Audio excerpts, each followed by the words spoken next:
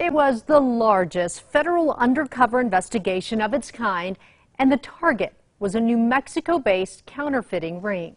This Albuquerque criminal enterprise defrauded countless consumers and involved tens of millions of dollars worth of Native American art.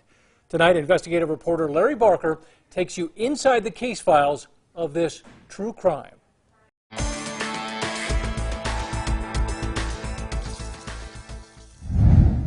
That's stealing.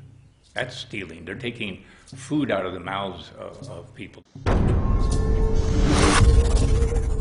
We were able to dismantle a fraud that stretched truly across the world. That doesn't happen every day. It was organized crime, is what it was. ZUNI Pueblo's Todd Westica is working on his latest masterpiece. Todd's award-winning stone carvings are sought by art collectors worldwide, but there's a dark cloud hanging over Todd.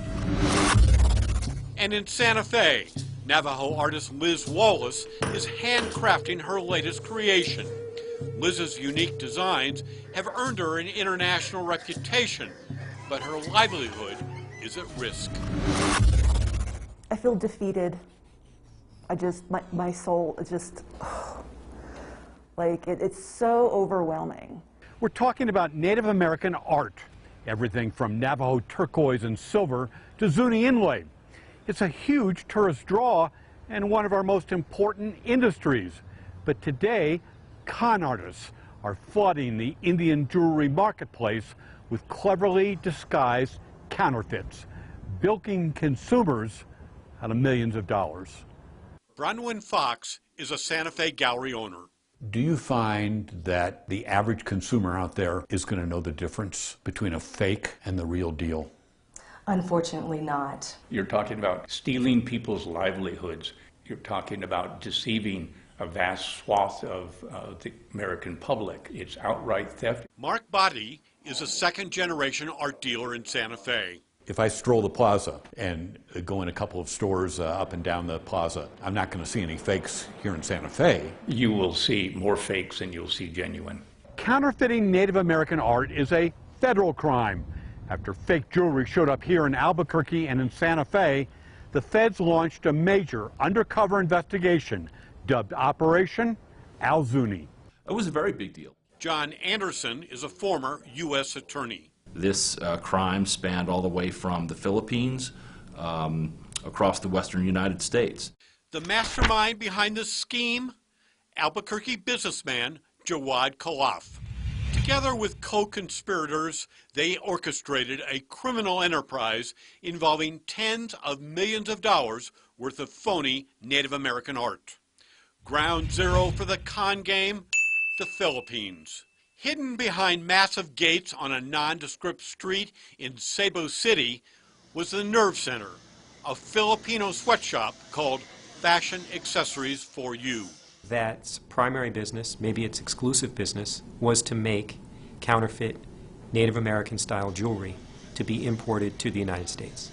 Sean Sullivan is an assistant U.S. attorney.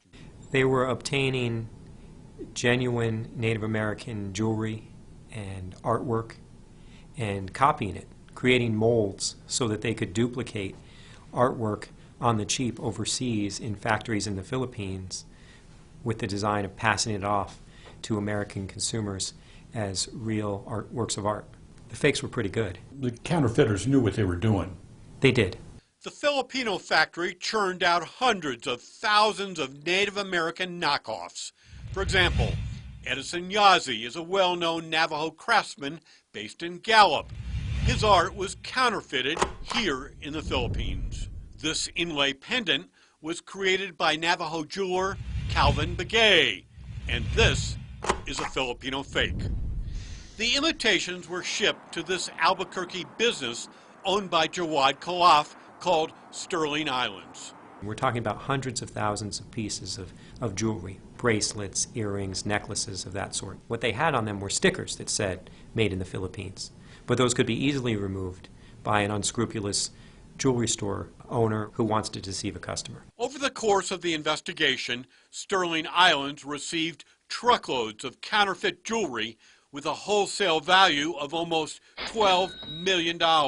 From Albuquerque, the knockoffs were sent to a Gallup business owned by Jawad's brother, Nash Khalaf. He is the owner of ZUNI Global Jewelry, the wholesale business that received thousands of pieces of counterfeit Native American style jewelry and other arts and crafts and sold it at the wholesale level. From Gallup, the fakes were distributed to retail outlets all over the West. Dozens of examples of jewelry stores in New Mexico where undercover agents posing as jewelry customers went in there and someone lied to them and told them that this was Native American when it wasn't. It was traceable back to a factory in the Philippines. Undercover agents caught jewelry peddler Mohammed Manasra at Albuquerque's flea market, hawking the Filipino fakes as authentic Native American art. What is that, Navajo? Is that what that is, Zuni?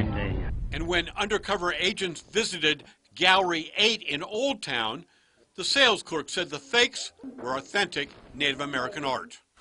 Gallery owner Niall Ali later admitted in court documents he instructed his staff to lie about the Sterling Island imitations.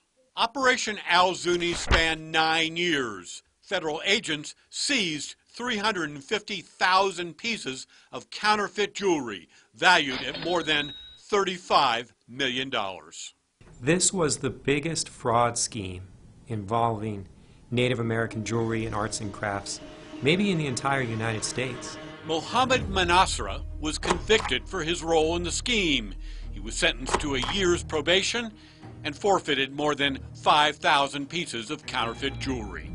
Niall Ali, who owned galleries in Albuquerque and Scottsdale, pled guilty to violations of the Federal Indian Arts and Crafts Act.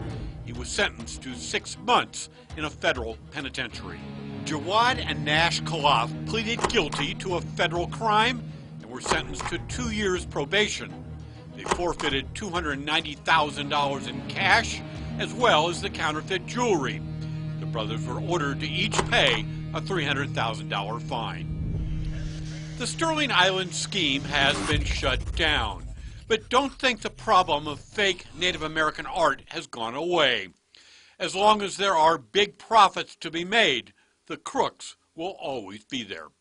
I think it's a bigger problem now than it was 50 years ago. It makes me very, very sad, discouraged for the artists. It makes me angry. I know these people and this is their livelihood, and these fakes are directly impacting them. The federal government is going to be very, very aggressive in rooting out counterfeits from the market, protecting Native American cultural patrimony and cultural heritage. If you're a business who wants to cheat people, we're going to find you and we're going to shut you down. Larry Barker, KRQE, News 13. To get a closer look at those counterfeit pieces and compare them to the real thing, head to alwaysonkrqe.com.